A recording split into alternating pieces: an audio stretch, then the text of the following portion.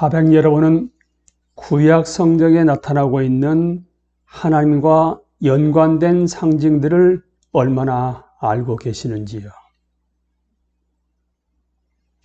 구약 성경에 나오는 수많은 상징들은 정해진 경로를 따라 해석할 필요가 있는 시각적 이미지나 그림들로 구성된다.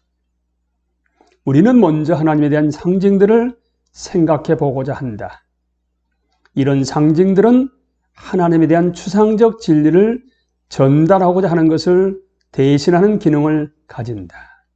어떤 상징들은 언어적 상징이거나 아니면 잠정적 그림 혹은 시각적 재현의 형태를 가진다라고 앤서니 티스트는 성경의 그림 언어와 상징 해석이란 책에서 말하고 있습니다.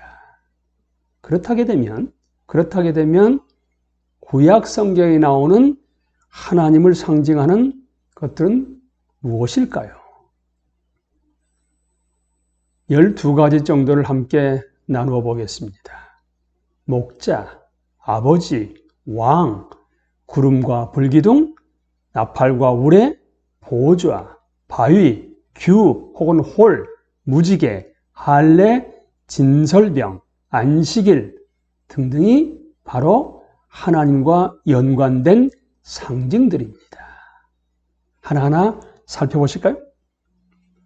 하나님을 목자로 나타내는 것은 고대 이스라엘 사회에 있어서는 매우 생생한 공명을 자아내는 상징이었습니다. 양을 치는 일이 그 사회에 있어서는 가장 근본적인 일 중에 하나였기 때문이죠. 그래서 하나님을 상징하는 목자란 의미는 자기 백성을 돌보시는 신실한 목자, 그에 반해서 그 양을 흩어버리는 거짓 목자가 있습니다. 양자를 대비하는 거지요. 그러니까 하나님을 목자라는 상징으로 나타내는 그것은 자기 백성을 돌보시는 신실한 목자란 그 의미가 바탕에 깔려 있습니다.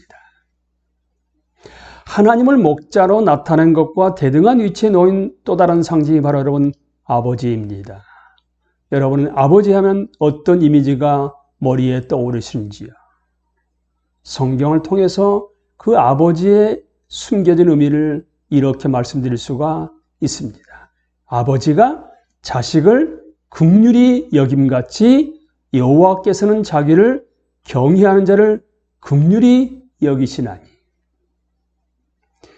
그래서 예수님도 마태복음 6장 9절에서 주기도문에서 하늘에 계신 우리 아버지, 긍휼히 여기시는 아버지십니다. 긍휼히 여기시는 거죠. 우리를 돌보시는 분이죠.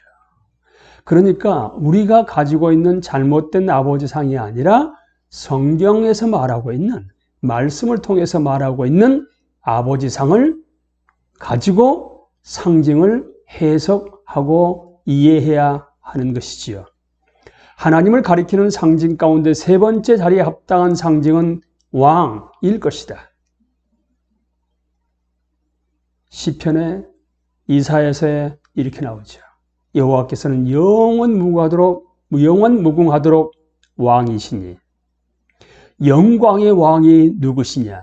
만군의 여호와께서 곧 영광의 왕이시로다. 여호와는 우리의 왕이시니 그가 우리를 구원하실 것입니다. 그 왕은 구원하시는 왕. 만군의 여호와, 영광의 왕, 영원 무궁하도록 왕. 그 수식어가 앞에 붙습니다만은 왕. 그러니까 목자, 아버지, 왕에 이어서 시편 기자나 선지자들이 이야기하는 왕의 개념은 전능과 위엄의 측면만이 아니라 여러분, 이미 아버지, 목자를 통해서 우리가 통합적 다양성을 보신다 하게 되면 돌봄과 경세, 가난한 자들과 고아와 과부를 보호함 등의 그 성품이 거기에 포함되어 있는 것이지요. 또한 구름과 불기둥은 이스라엘이 애굽에서 구출된 이후 광야 생활을 하는 동안 하나님께서 그들을 인도하셨다는 것을 나타내는 상징입니다. 구름과 불기둥. 그러니까 주님께서는 그들이 밤낮으로 행군할 수 있도록 낮에는 구름기둥으로 앞서가시며 길을 인도하시고 밤에는 불기둥으로 앞길을 비추어 주셨다. 낮에는 구름기둥, 밤에는 불기둥이 그 백성 앞을 떠나지 않았다. 라고 출애굽기 13장 21절과 22절을 세 번역으로 읽어드렸습니다. 여러분, 애굽에서부터 약속의 땅인 가나안까지의 여정은 우회로를 포함하는 과정이었습니다. 왜 돌아가게 하셨을까요? 하나님께서 이런 방식으로 그들을 이끄신 목적은 이스라엘이 곧바로 적대적인 블레셋 사람들과 마주하게 되었을 때 겁을 먹고 애굽으로 돌아가려 할 것을 미리 아셨기 때문에 우회로를 택하셨습니다. 그리고 나팔과 우레는 하나님의 말씀을 상징합니다. 다시 한번요. 나팔과 우레는 하나님의 말씀을 상징합니다. 출애굽기에서요. 19장 19절입니다. 나팔 소리가 점점 커질 때 모세가 말한즉 하나님이 음성으로 대답하시더라. 말씀이죠. 또한 시편입니다. 주님의 목소리가 무리로 울려 퍼진다. 영광의 하나님이 우레소리로 말씀하신다. 주님께서 큰 물을 치신다. 주님의 목소리는 힘이 있고 그 주님의 목소리는 위엄이 넘친다. 주님의 목소리가 하나님의 말씀을 상징합니다. 또한 계시록 8장 6절부터 13절을 보시게 되면 그때 나팔을 하나씩 가진 7 천사가 나팔을 부을 준비를 하였습니다. 그러면서 첫째 천사, 둘째 천사가 계속 나팔을 부는데 그게 무엇을 상징한다고 여러분? 하나님의 말씀, 하나님의 음성이 들려지는 것을 상징합니다. 보좌는 하나님의 영광을 나타내는 상징입니다. 이사야 6장 1절을 세 번역으로 읽어드리겠습니다. 우시야 왕이 죽던 해에 나는 높이 들린 보좌에 앉아 계시는 주님을 배웠는데 그의 옷자락이 성전에 가득 차 있었다. 얼마나 광대하신지 그의 옷자락이 성전에 가득 차 있었다고 이사야는 말하고 있습니다. 또한 에스겔 1장 26절에서는 개역개정으로 읽어드리겠습니다. 그 머리 위에 있는 궁창 위에 보좌의 형상이 있는데 여기서도 보좌란 단어가 튀어나왔어요. 보좌는 하나님의 영광을 나타내는 상징입니다.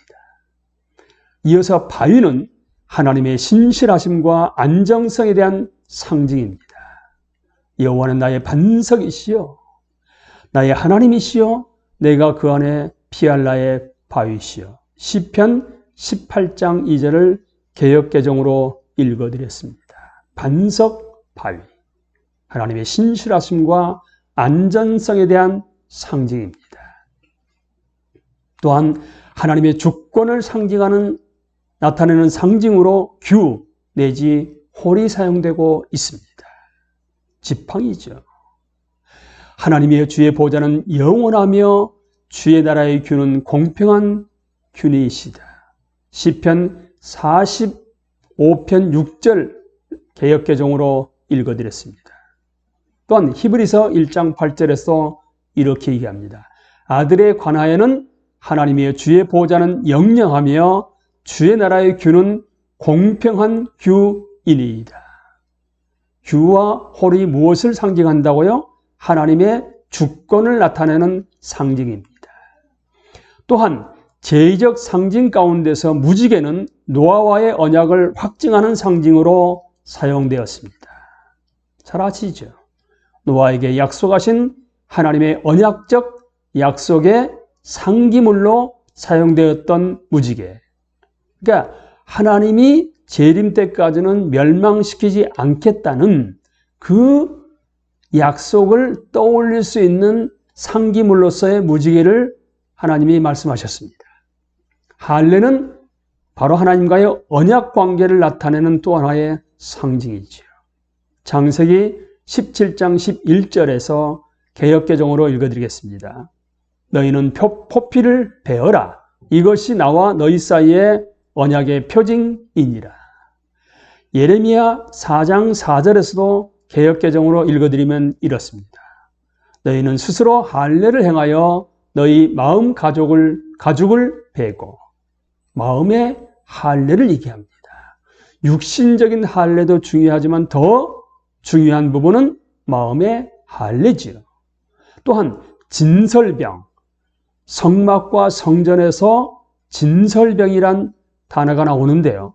진설병도 언약의 표시 중 하나입니다.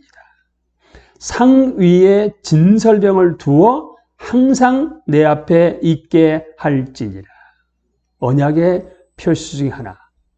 진설병, 떡을 하나님 앞에 매번 올려드리는 것. 그리고 안식일 제정도 언약적 상징의 하나의 예입니다. 출애굽기 20장 8절에서는 개역개정으로 읽어드리면 안식일을 기억하여 거룩하게 하여라. 12가지의 하나님에 관련된 구약에 나오는 상징들을 하나하나 살펴보았습니다. 구약 성경에 나타나는 하나님과 연관된 상징들을 우리가 알고 올바로 해석하게 됨으로 말미암아 하나님을 보다 더 인격적으로 깊이 알아가십시오.